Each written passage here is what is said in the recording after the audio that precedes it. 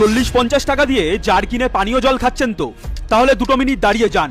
মমতার সরকারের এবার জল দুর্নীতির পর্দাফাশ করব এই ভিডিওয়।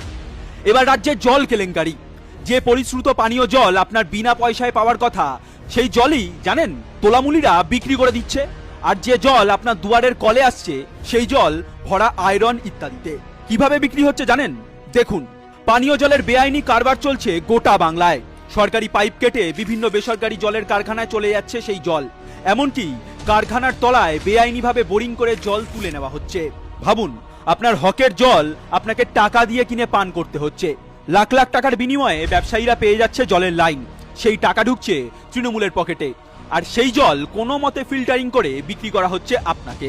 ধরুন, আপনার ঘরে 4 জন সদস্য রয়েছেন। প্রতিদিন গড়ে পানীয় জল লাগে কম করে 10 লিটার। অর্থাৎ দুদিনে একটি 20 লিটারের জল শেষ। অর্থাৎ মাসে 15টি জার।